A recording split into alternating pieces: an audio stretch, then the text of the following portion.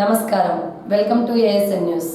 రాబోయే ఏడాది నుంచి మార్కెట్ పరిస్థితులకు అనుగుణంగా ప్రణాళికలు సిద్ధం చేశామని, ప్రత్యామ్నాయ పంటలను ప్రోత్సహిస్తామని ముఖ్యమంత్రి చెప్పారు. అలాగే పొగాకు మార్కెట్ స్థిరీకరణ కోసం రాష్ట్ర ప్రభుత్వం అన్ని విధాలా ప్రయత్నిస్తుందన్నారు. ఈ మేరకు కేంద్ర ప్రభుత్వంతో సంప్రదింపులు జరుపుతామని చెప్పారు. రైతులు టొబాకో బోర్డు ప్రతినిధులను వెంట పెట్టుకుని ఢిల్లీ వెళ్లి సంబంధిత మంత్రులు, అధికారులను కలవాలని వ్యవసాయ శాఖ మంత్రి అచ్చెన్నాయుడును సీఎం చంద్రబాబు ఆదేశించారు. ఈ సమావేశంలో మంత్రులు అచ్చెన్నాయుడు, అన్నం రామ్ నారాయణ రెడ్డి, గొట్టిపాటి రవికుమార్, డివిబి స్వామి, ఉమ్మడి ప్రకాశం జిల్లాలకు చెందిన పలువురు ప్రజాప్రతినిధులు, టొబాకో బోర్డు ప్రతినిధులు, ఉన్నతాధికారులు పాల్గొన్నారు. ఫార్మర్స్కి ఎవరైతే రిజిస్ట్రేషన్ చేస్తున్నారో వాళ్ళందరూ కూడా ₹1.5 కరెంట్ ఇవ్వాలని, మిగతా ఫీడ్ రేట్లు వాటికి సంబంధించి కూడా చర్చ జరిగింది. అదేవిధంగా ముఖ్యంగా ప్రకాశం జిల్లా, గోదావరి జిల్లాలో టొబాకో పండించిన టొబాకోని గిట్టుబాటు ధర లేక రైతులు కొంతమేరకు ఇబ్బంది పడుతుంటే దాని మీద వ్యాపారస్తులను అందరిని పిలిచి ఖచ్చితంగా ₹200 తగ్గకుండా రైతులకు అందరికి కూడా ఇవ్వాలి. ఎక్కడ కూడా నో బిడ్ ఉండకూడదు, లో బిడ్ రెండు, తక్కువ రేటు కొనకూడదు, రిజెక్షన్ చేసి ఇంటికి పంపించకూడదు అనేది ఒకటి. ఈ రెండు ఒకటి. వ్యాపారస్తులు ఎవరైతే ఉన్నారో వాళ్ళందరూ కూడా ఆక్షన్లో పాల్గొనాలి. తగినంత వాళ్ళ కంపెనీ ఏ విధంగా ఉంటుందో దాని ప్రకారం కొనుగోలు చేయాలి, రైతులకు ఇబ్బంది లేకుండా ఈ సంవత్సరం ఒకటి. ప్లాట్ఫామ్ అదర్ దాన్ ప్లాట్ఫామ్స్ మీద కాకుండా బయట కొనుగోలు చేస్తుంటారు కొంతమంది వ్యాపారులు. అది కరెక్ట్ పద్ధతి కాదు. పొగాకు కొనుగోలులో మధ్యన పొగాకులో ఎప్పుడు కూడా ప్లాట్ఫామ్ మీద కొనాలి. అదొకటి ఖచ్చితంగా నామ్స్ పాటించాలని. దానికి సంబంధించి టొబాకో బోర్డుకి సంబంధించి చైర్మన్ గారు కానీ, ఈడీ గారు కానీ వీళ్ళ ఉద్దేశంతో ముఖ్యమంత్రి గారు ఈరోజు వారి కార్యాలయంలో టొబాకో బోర్డు అధికారులతోటి, చైర్మన్, ఈడీ మరియు మా అగ్రికల్చర్ శాఖ మంత్రి అచ్చెన్నాయుడు గారు, అగ్రికల్చర్ శాఖ అధికారులు, మన ప్రకాశం జిల్లాకు సంబంధించినటువంటి మంత్రిగా గొట్టిపాటి రవి గారు, నేను, మన ఇన్ఛార్జి మంత్రి ఆనం గారు, ఎమ్మెల్యేలు జనార్దన్ గారు, అదేవిధంగా ఒక నరసింహారెడ్డి గారు, విజయ్ కుమార్ గారు, ఇంటూరు నాగేశ్వరరావు గారు, గొట్టిపాటి లక్ష్మి గారు అందరం కలిసి పాల్గొనడం జరిగింది. ఈ సందర్భంగా ముఖ్యమంత్రి గారు గట్టిగా చెప్పడం జరిగింది. ₹200 కనిష్ట ధరకు తగ్గకుండా ఉండే విధంగా చర్యలు తీసుకోవాలని. అంతేకాకుండా నో బిడ్ అనేది ఒకటి కూడా ఉండటానికి లేదు. అన్ని బయల్స్ కూడా మనం కొనుగోలు చేసే విధంగా చర్యలు తీసుకోవాలని చెప్పేసి బోర్డు అధికారులకి, ట్రేడర్స్ కూడా చెప్పడం జరిగింది. అందరు ట్రేడర్స్ అన్ని ప్లాట్ఫామ్స్ లో కూడా ఆక్షన్లో పాల్గొనే విధంగా సహకరించాలని చెప్పడం జరిగింది.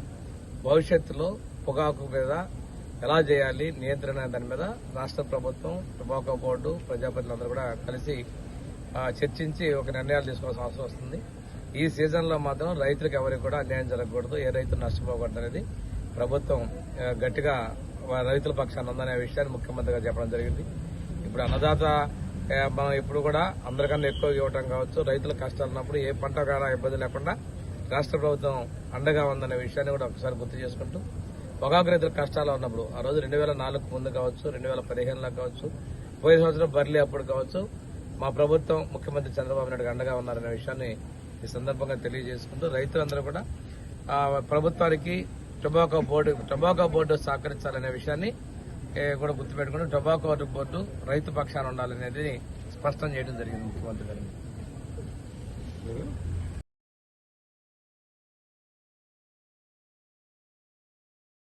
పొగాకు రైతుల ప్రయోజనాలను కాపాడడమే తమ ప్రభుత్వ ప్రాధాన్యత అని ముఖ్యమంత్రి నారా చంద్రబాబు నాయుడు వ్యాఖ్యానించారు. మార్కెట్లో పొగాకు రకం ఏదైనా కిలో ₹200 కంటే తగ్గడానికి వీల్లేదని సీఎం చంద్రబాబు స్పష్టం చేశారు. రాష్ట్ర సచివాలయంలో పొగాకు రైతులు, ట్రెజర్లతో ముఖ్యమంత్రి సమావేశం నిర్వహించి పొగాకు ధరలపై సమీక్షించారు. ఇటు రైతులు, అటు ట్రెజర్లు సమస్యలను తెలుసుకున్నారు. ప్రస్తుత పరిస్థితుల్లో పొగాకు రైతులను ఆదుకునేందుకు ట్రేడర్లు, కొనుగోలు కంపెనీలు 100% మానవీయ కోణంలో రైతులకు సహకరించాలని సీఎం చంద్రబాబు స్పష్టం చేశారు. పొగాకు వేలం కేంద్రాలలో నో బిడ్, లో బిడ్ అనే మాటలకు తావుండకూడదన్నారు. రైతులు మార్కెట్ కి తెచ్చిన పొగాకు బేళ్లను వెనక్కి పంపే పరిస్థితులు అస్సలు ఉండకూడదని చెప్పారు. మార్కెట్లోకి వచ్చిన పొగాకును కంపెనీలు కొనుగోలు చేయాల్సిందేనని తేల్చి చెప్పారు. దీనికి అనుగుణంగా అన్ని పొగాకు వేలం ప్లాట్ఫామ్లను పూర్తి స్థాయిలో ప్రారంభించాలని ఆదేశించారు. అలాగే పొగాకు కంపెనీలన్నీ తప్పనిసరిగా కొనుగోలు చేపట్టాలని, ఏ ఒక్క కంపెనీ కూడా వెనక్కు వెళ్లడానికి వీల్లేదని స్పష్టం చేశారు. టొబాకో బోర్డు పరిధిలో కాకుండా అనధికారికంగా కొనుగోలు జరిపిన వారిపై కఠిన చర్యలు తీసుకుంటామని, అవసరమైతే అరెస్టులు చేస్తామని ముఖ్యమంత్రి హెచ్చరించారు. తనకు రైతుల ప్రయోజనాలే ముఖ్యమని స్పష్టం చేసిన ముఖ్యమంత్రి ఈ ఏడాది పొగాకు ట్రేడర్లు, కంపెనీలు ప్రభుత్వానికి, రైతులకు సహకరించాలని కోరారు. అద్దంకి పట్టణంలోని 12వ వార్డు 163వ బూత్ పరిధిలో జరుగుతున్న సర్ ప్రక్రియను పరిశీలించిన అద్దంకి నియోజకవర్గ వైఎస్ఆర్ కాంగ్రెస్ పార్టీ సమన్వయకర్త చింతలపూడి అశోక్ కుమార్ గారు ఈ సందర్భంగా ఆయన బూత్ స్థాయి అధికారులతో మాట్లాడి ఓటర్ల నమోదు, తప్పుల సవరణ మరియు తొలగింపుల ప్రక్రియ జరుగుతున్న తీరును అడిగి తెలుసుకున్నారు. ఈ సందర్భంగా డాక్టర్ చింతలపూడి అశోక్ కుమార్ గారు మాట్లాడుతూ అర్హత కలిగిన ప్రతి ఒక్కరికి ఓటు హక్కు కల్పించడమే లక్ష్యంగా ఈ ప్రత్యేక సవరణ ప్రక్రియ సాగాలి. అర్హులైన కొత్త ఓటర్లు, యువతీ యువకుల నమోదుల్లో ఎటువంటి నిర్లక్ష్యం వహించకూడదు. ఎలాంటి అక్రమాలకు తావు లేకుండా అత్యంత పారదర్శకంగా ఓటర్ల జాబితాను రూపొందించాలని అధికారులను కోరారు. మన వార్డులోని వైఎస్ఆర్సీపీ నాయకులు, కార్యకర్తలు కూడా ఈ ప్రక్రియను గమనిస్తూ అర్హులైన ప్రతి ఒక్కరికి ఓటు హక్కు వచ్చేలా స్థానిక ప్రజలకు సహకరించాలని ఆయన పిలుపునిచ్చారు. ఈ కార్యక్రమంలో అద్దంకి పట్టణ వైఎస్ఆర్సీపీ అధ్యక్షుడు కాకాని రాధాకృష్ణమూర్తి గారు, అద్దంకి నియోజకవర్గ వైఎస్ఆర్సీపీ వాణిజ్య విభాగం అధ్యక్షుడు గూడత్తు సురేష్ గారు, స్థానిక వైఎస్ఆర్సీపీ నాయకులు పాల్గొన్నారు. AP municipal workers and employees federation CITU ఆధ్వర్యంలో ఈ రోజు అద్దంకి మున్సిపాలిటీలో మున్సిపల్ కార్మికులు 2వ రోజు సంతకాల సేకరణ కొనసాగించడం జరిగింది. అద్దంకి మండల సిఐటియు కన్వీనర్ తంగిరాల వెంకటేశ్వర్లు మాట్లాడుతూ రాష్ట్ర ప్రభుత్వం మున్సిపాలిటీ పౌర సేవల ప్రైవేటీకరణ చేస్తూ జీవో అర్జీ నెంబర్ 975 ప్రైవేటీకరణ చేస్తూ జీవో ఆర్టీ నెంబర్ 975, 673 జీవోలను వ్యతిరేకిస్తూ శ్రీయుత శ్రీ ముఖ్యమంత్రి వర్యులు నారా చంద్రబాబు నాయుడు గారికి, శ్రీయుత శ్రీ మున్సిపల్ శాఖ మంత్రివర్యులు పి నారాయణ గారికి లేఖ రాయడం జరుగుతుంది అన్నారు. అద్దంకి మున్సిపల్ వర్కర్ యూనియన్ కార్యదర్శి ఉసురుపాటి శామ్యుల్ మాట్లాడుతూ సమాన పనికి సమాన వేతనం ఇవ్వాలని, మున్సిపల్ కార్మికులందరినీ పర్మనెంట్ చేయాలని, కనీస వేతనం, సంక్షేమ పథకాలు, రిటైర్మెంట్ బెనిఫిట్స్ ఇవ్వాలని ఈ సందర్భంగా తెలియజేయడం జరిగింది. ఈ కార్యక్రమంలో P Adamu, Munnangi Koteswararao, Darsi Israyel, D Veeraiah, Gali Bhishma, Manikula Srinivasarao, G Pedda Marku, B Ashok తదితర మున్సిపల్ కార్మికులు పాల్గొన్నారు. AP municipal workers and employees federation Andhra Pradesh విభాగంలోనే అద్దంకి మున్సిపాలిటీలో పనిచేస్తున్నటువంటి కార్మికులు ఈరోజు అద్దంకి మున్సిపాలిటీ ఆఫీస్ వద్ద సంతకాల సేకరణ చేపట్టడం జరిగింది. దీని ఉద్దేశం రాష్ట్ర ప్రభుత్వం, రాష్ట్ర ముఖ్యమంత్రి నారా చంద్రబాబు నాయుడు గారికి, గౌరవ మంత్రికి ద్వారా సంతకాలని సేకరించి మున్సిపాలిటీని ప్రైవేటీకరణ చేయడాన్ని వ్యతిరేకిస్తూ ఈ కార్యక్రమాన్ని చేపట్టడం జరిగింది. ఈరోజు రాష్ట్ర ప్రభుత్వం మొత్తం ప్రైవేటీకరణలో భాగంగా మున్సిపాలిటీలో పొర సేవలన్నిటినీ, అన్ని విభాగాలకు సంబంధించినటువంటి అంశాలని విభాగాలుగా చేసి ఒక్కొక్క విభాగాన్ని ప్రైవేటీకరణ చేసేటువంటి పద్ధతిని చేపట్టడం జరుగుతుంది. ముఖ్యంగా వెహికల్స్కి సంబంధించినటువంటి మెయింటెనెన్స్, అదేవిధంగా ఇవన్నీ ప్రైవేటీకరణ చేసి మున్సిపాలిటీకి సంబంధించినటువంటి ఏదైతే పొర సేవలు ఉన్నాయో వాటిని ప్రైవేటీకరణ చేసేటువంటి పరిస్థితి రాబోయే కాలంలో తీసుకొస్తూ ఉన్నారు. దీనికి తీవ్రంగా వ్యతిరేకిస్తూ ఉన్నాం. ఈరోజు పౌర సేవలన్నింటినీ మున్సిపాలిటీ పరిధిలోనే, ప్రభుత్వ పరిధిలోనే కొనసాగించాలని చెప్పేసి డిమాండ్ చేస్తూ ఉన్నాం. ఈ ప్రైవేటీకరణ చేసే దానికోసం తీసుకొచ్చినటువంటి జీవోలు ఏవైతే ఉన్నాయో ఈరోజు మనకి సంబంధించినటువంటి 673, 975 జీవోలను వెంటనే రద్దు చేయాలి. ఈ విధానాన్ని ప్రభుత్వం వెంటనే ఉపసంహరించుకోవాలని చెప్పేసి కూడా డిమాండ్ చేస్తూ ఉన్నాం. దీని ద్వారాగా పట్టణంలోనే పౌరులందరి మీద అధికమైనటువంటి పన్నులు భారం వేసేటువంటి పద్ధతి రాబోతూ ఉంది. ఈ విధానాన్ని కొనసాగించే పని అయితే ఏదైతే ప్రైవేటు వ్యక్తులు ఎవరైతే ఉన్నారో వీళ్ళకి రెస్పాన్సిబిలిటీ అనేది లేకుండా పోతూ ఉంది. ప్రైవేటు వ్యక్తులకి ఆదాయమే వాళ్ళు వనరుగా దీన్ని చూసుకొని ఈ పౌర సేవల్ని, అన్ని సేవల్ని దీనికి సంబంధించినటువంటి ప్రజలకు ఇబ్బంది కలిగజేసేటువంటి పద్ధతిని చేయబోతూ ఉన్నారు. అందుకని ఇప్పుడు ప్రభుత్వం, మున్సిపాలిటీ అధికారులు వీళ్ళ పరిధిలో ఉంటే ఏదైనా సమస్య వచ్చినప్పుడు పోయి అది సంబంధిత అధికారులను మాట్లాడి అడిగి తీసుకొచ్చి సమస్యలు పరిష్కారం చేసుకునేటువంటి పద్ధతి ఉంటుంది. అదే ప్రైవేటీకరణ అయితే ప్రైవేట్ ఏజెన్సీలు ఎక్కడుంటారో ఎవరుంటారో కూడా తెలియదు. ఇక్కడేమో చేసి పని ఒత్తిడి కూడా పెరిగేటువంటి అవకాశం ఉంది. అంటే 100 మంది కార్మికులతో చేసే పని 20 మందితో చేయించేటువంటి పద్ధతి కూడా రాబోతా ఉంది. అందుకని ఏవి చూసుకున్నా ప్రైవేటీకరణ అనేది ఇక్కడ ఇటు కార్మికులకి ఎంత శ్రేయస్కరం కాదు, ఇటు మున్సిపాలిటీలో ఉన్నటువంటి ఉద్యోగులకి దీనికి సంబంధించినటువంటి పని లేకుండా ఉంటుంది. అదేవిధంగా పౌరులకు కూడా, ప్రజలకు కూడా న్యాయమైనటువంటి సేవలు అందించేటువంటి పరిస్థితి ఉండదని చెప్పేసి కూడా ఈ సందర్భంగా తెలియజేస్తా ఉన్నాం. అందుకని ప్రజలు కూడా ఈ మున్సిపల్ వర్కర్స్ చేసేటువంటి న్యాయమైనటువంటి పోరాటానికి సపోర్ట్ చేయాలని చెప్పేసి తెలియజేస్తాం.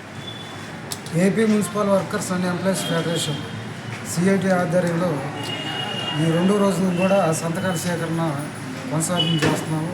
ఈ రోజున ఫస్ట్ రోజు వచ్చేసి ఇంజనీర్ కార్మికులతో సంతకాల సేకరణ జరిగింది. అదేవిధంగా 2వ రోజు పారిశుద్ధ్య కార్మికుల చేత సంతకాల సేకరణ అనేది జరుగుతున్నాము.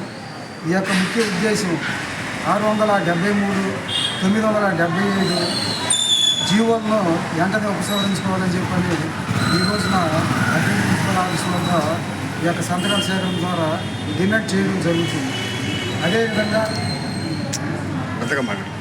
అదేవిధంగా మున్సిపల్ కార్మికులందరినీ పర్మిట్ చేయాలని చెప్పని డిమాండ్ చేస్తున్నాము.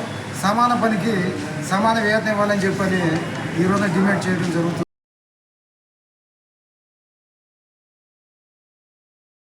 రాష్ట్ర విద్యుత్ శాఖ మంత్రి గొట్టిపాటి రవికుమార్ ఆదేశాల మేరకు దాతల సహాయ సహకారాలతో అసిస్టెంట్ కమిషనర్ తిమ్మనాయుడు కృషితో, పాలక మండలి సమిష్ట కృషితో, దాతల సహాయ సహకారాలతో అద్దంకి మండలంలోని సింగరకొండ శ్రీ ప్రసన్నాంజనేయ స్వామివారి దేవస్థానంలో రాజగోపురాలు పునర్నిర్మాణం చేపడుతున్నట్లు దేవస్థాన కమిటీ చైర్మన్ చుండూరి మురళీ సుధాకర్ రావు మీడియాకు వివరాలు తెలియజేశారు. దేవస్థానం వాస్తు సిద్ధాంతాలు ఈ మధ్య కాలంలో సింగరకొండలో పర్యటించి వాస్తవం మార్చాలని సూచించినట్లు ఆయన తెలిపారు. ప్రకాశం జిల్లా అద్దంకి మండలం సింగరకొండ శ్రీ ప్రసన్నాంజనేయ స్వామి దేవస్థానం చైర్మన్గా మురళీ సుధాకర్ రావు మాట్లాడుతున్నాం.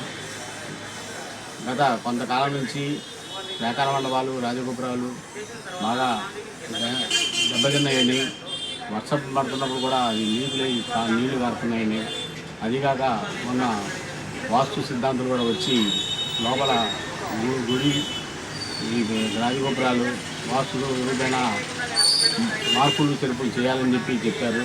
దానికి అనుసంధానంగా మన మినిస్టర్ గారు, విద్యుత్ శాఖ మంత్రి గొట్టిపాటి రవికుమార్ గారికి తెలియపరిచాము. అలా ఉన్నప్పుడు మనం మార్పులు చేయమని కూడా తెలియపరిచారు. అలాగే మేము మార్పు చేయదలిచి ఎండోమెంట్ కమిషనర్ గారికి మేము అన్ని విషయాలు తెలియపరిచాము. ఆ కమిషనర్ గారు ఇదివరకు కట్టిన రాజగోపురాలు వాళ్ళ దగ్గర మీరు విప్పదీయడానికి పర్మిషన్ తీసుకోమన్నారు. వారి దాతల దగ్గరికి కూడా వెళ్ళి వాళ్ళ ద్వారా ముందు వాళ్ళ చేత కట్టుబడి చేద్దామనే ఉద్దేశంతో వాళ్ళని అడిగాము. అందుకు గాను దాతలు ఒక దాత మేమే కట్టుబడి చేసి ఇస్తామని చెప్పారు. మిగతా దాతలకు మాకు చేయించలేము, కానీ అది ఇబ్బంది జరుగుతున్నది కాబట్టి మీరు విప్పదీసి పాత పేర్లు అలాగే ఉంచేటట్లుగా చెప్పారు. అలాగే ఉంచుతామని చెప్పి కమిటీ సభ్యులతో తీర్మానం చేసుకున్నాము. చాలా ధన్యవాదాలు. త్వరలోనే దేవస్థానం అంగరంగ వైభవంగా రూపుదిద్దుకునేందుకు రాతి మండపాలతో, రాతి గోడలతోటి తిరుపతిలో ఎలాగుందో మనం అలాగే మన అద్దంకిలో సింగరకొండ ప్రసన్నాంజనేయ స్వామి దేవస్థానం కూడా మంచి రూపురేఖలు మారుతున్నాయి. దీనికి దాతల సహకారంతో అందరం ముందుకు పోతున్నాము. దీనికి గాను మన మినిస్టర్ గొట్టిపాటి రవికుమార్ గారు చాలా జాగ్రత్తగా కట్టుబడి చేయమని చెప్పి, ఇది చాలా మంచి కార్యక్రమం. ఈ కార్యక్రమాన్ని దాతలతోటి చేస్తున్నాం కాబట్టి దీనికి సహకరించిన మన ఈఓ అసిస్టెంట్ కమిషనర్ మదవంతి తిమ్మనాయుడు గారు, మా పాలక మండలి సభ్యులు ఎంతో కృషి చేశాము. దానికి అనుసంధానంగా దేవుడు మాకు అనుగ్రహం ఇచ్చి ఈ కార్యక్రమం చేయమని చెప్పి మాకు ఆదేశాలు ఇచ్చారు. అందువల్ల మేము రాబోయే కొన్ని రోజుల్లో మేము దాన్ని ప్రదీసి మరలా కట్టుబడి చేయడానికి మంచి ముహూర్తం చూసుకొని మినిస్టర్ గారు కూడా దానికి ఒప్పుకునే వచ్చి ఆయన ద్వారా మేము కార్యక్రమం చేయాలనుకుంటున్నాం. అదిగాక దాతలు కూడా అందరూ సహకరించారు. ఇప్పుడు దాకా ప్రతి వాళ్ళు కట్టుబడి బాగా జరగాలని చెప్పి ప్రతి వాళ్ళు ₹1,00,000 దాతలు కూడా ఇచ్చారు.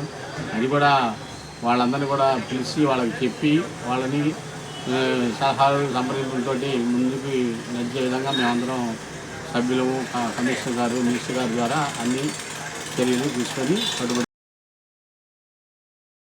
శ్రీరామ జన్మ నక్షత్రమైన పునర్వసు సందర్భంగా శ్రీ అన్నమయ్య పీఠాధిపతి శ్రీ శ్రీ విజయశంకర్ స్వామీజీ తిరుపతి ఈ రోజు సింగరకొండ పుణ్యక్షేత్రమును దర్శించుకునే నిమిత్తం ఈ రోజు ఉదయం 6 గంటలకు సింగరకొండ విచ్చేసినారు.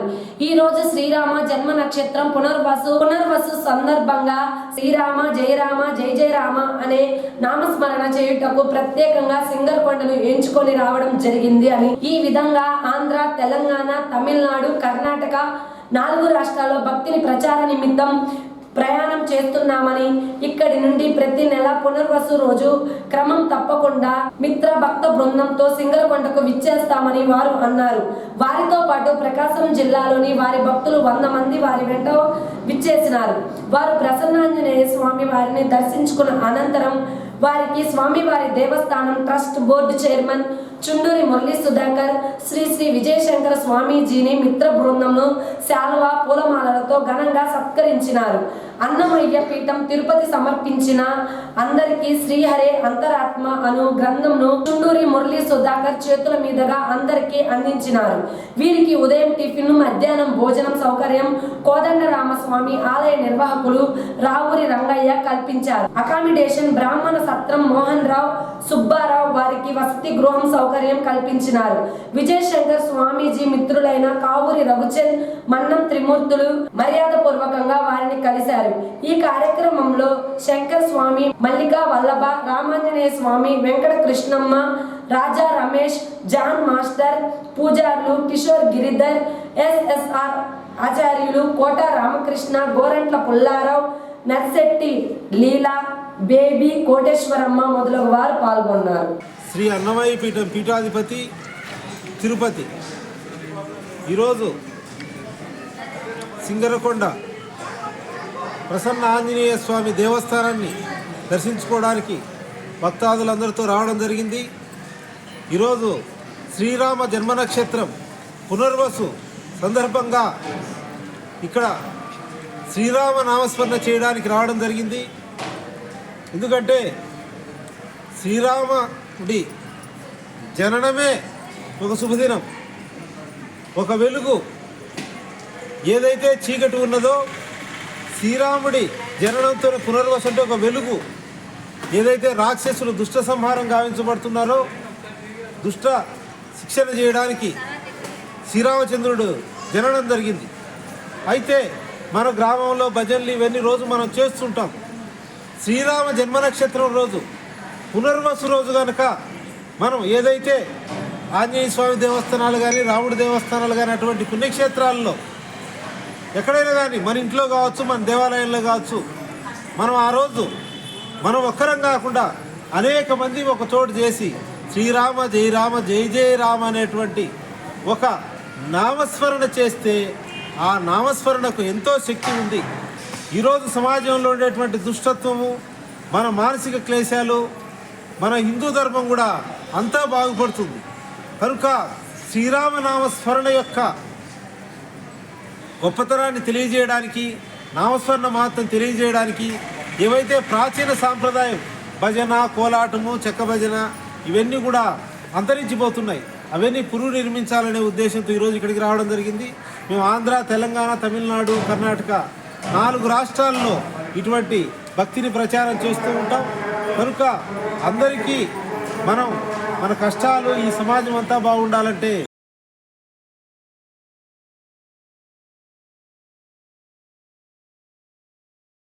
ఎంఆర్పిఎస్ 32వ ఆవిర్భావ దినోత్సవం సందర్భంగా జూలై 7న ఎంఆర్పిఎస్ పురిటిగడ్డ ఈదుమూడిలో మాదిగల పుణ్యక్షేత్రం శంకుస్థాపనలో మహోత్సవాన్ని ఎంఆర్పిఎస్ వ్యవస్థాపక అధ్యక్షులు గౌరవ శ్రీ ఉసురుపాటి బ్రహ్మయ్య మాదిగ గారి నాయకత్వంలో ఘనంగా నిర్వహిస్తున్నామని ఎంఆర్పిఎస్ ప్రకాశం జిల్లా అధ్యక్షులు రావినూతల కోటి మాదిగ తెలిపారు.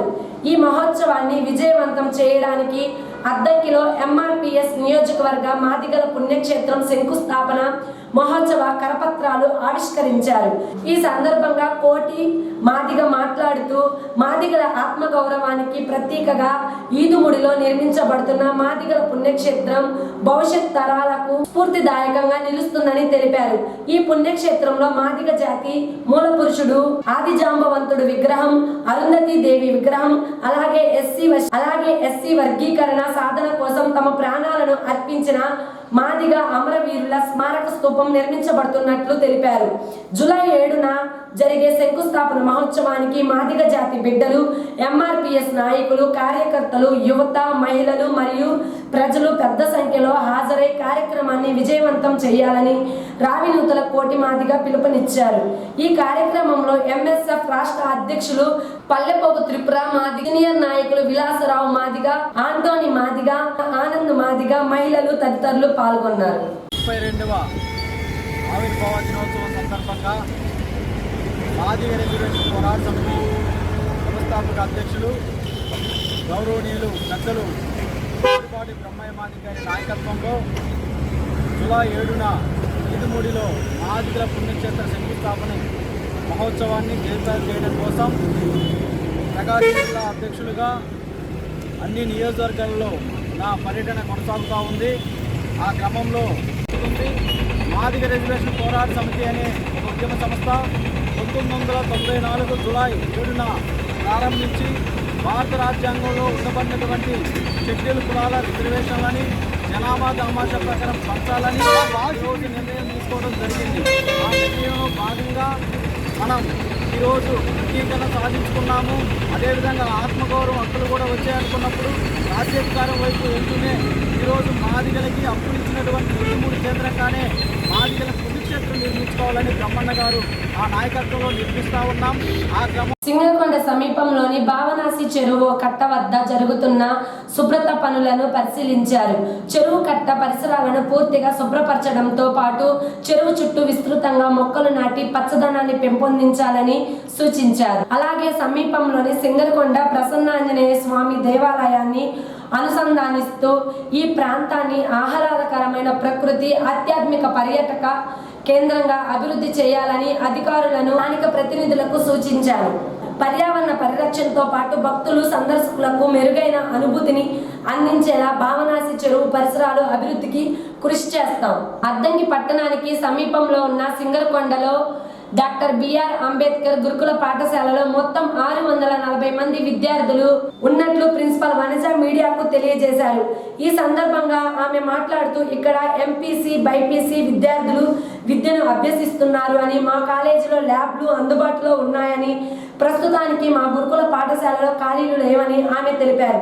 రాష్ట్ర విద్యుత్ శాఖ మంత్రి గొట్టిపాటి రవికుమార్ కృషితో కాలేజీలో సోలార్ సీసీ కెమెరాలు మంజూరు అయ్యాయని, ఇక్కడ ప్రశాంతమైన వాతావరణం, సువిశాలమైన మైదానం, చక్కటి భోజనం, అన్ని వసతులతో, తరగతి గదులు, అనుభవజ్ఞులైన అధ్యాపక బృందంతో మా కళాశాల ఉందని ప్రిన్సిపల్ వనజ తెలిపారు. కోర్సపాడు మండలంలోని తల్లిదండ్రులందరూ తమ పిల్లల్ని ప్రభుత్వ పాఠశాలలోనే చేర్పించాలని మండల విద్యాశాఖ అధికారి పున్నయ్య శుక్రవారం తెలియజేశారు.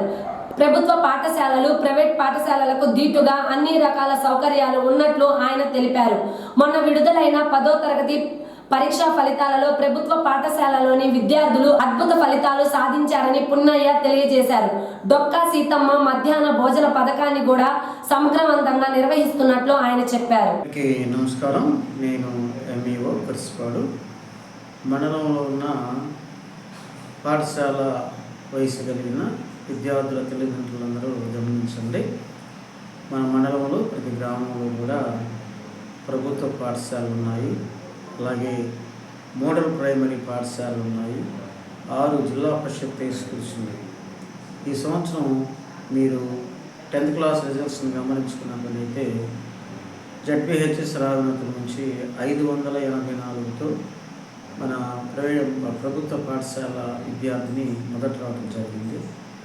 అన్ని పాఠశాలలో కూడా జడ్పీహెచ్ఎస్ దైవాలలో 100% విద్యార్థులు పాస్ అవుతుంటారు. అలాగే ఎలిమెంటరీ స్థాయి నుంచి ఇంగ్లీష్ మీడియంలోనే విద్యార్థులకి బోధిస్తూ ఉంది. ఒకవేళ మీకు ఏదైనా అపోహ ఉన్నదేమో ప్రభుత్వ పాఠశాలలో తెలుగు మీడియం ఉంటుందని, కాదు, ప్రభుత్వ పాఠశాలలో ఇంగ్లీష్ మీడియాన్ని బోధిస్తూ ఉన్నాం.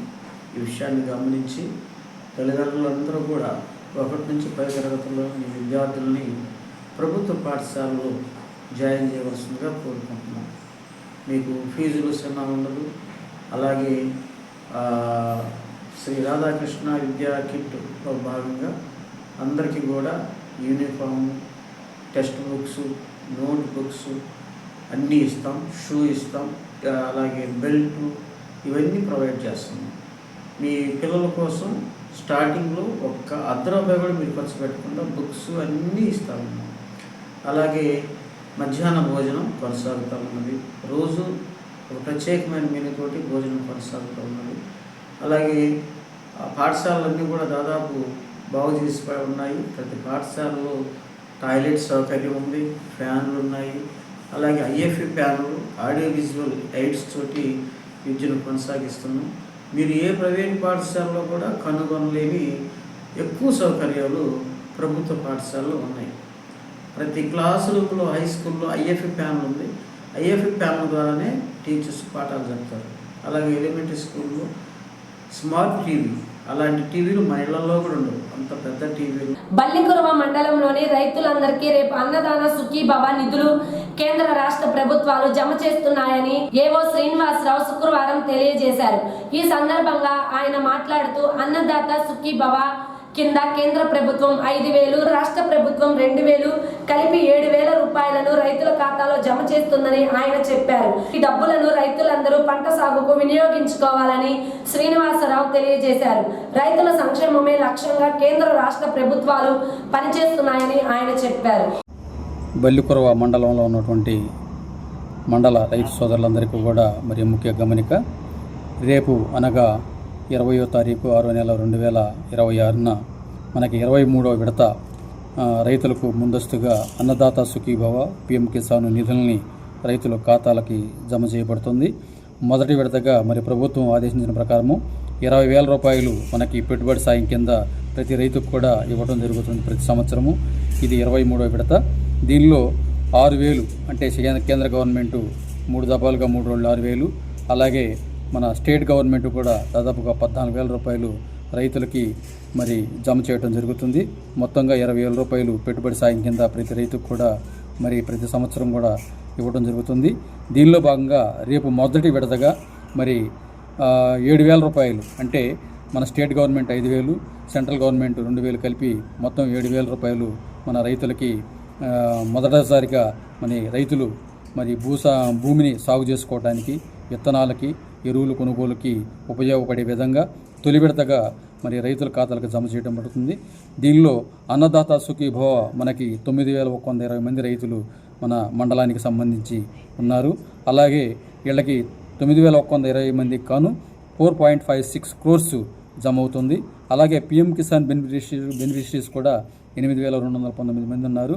వీళ్ళకి కేంద్ర గవర్నమెంట్ ఇచ్చేటువంటి 2,000తో కలిపి 1.64 crores మరి జమ అవుతుంది.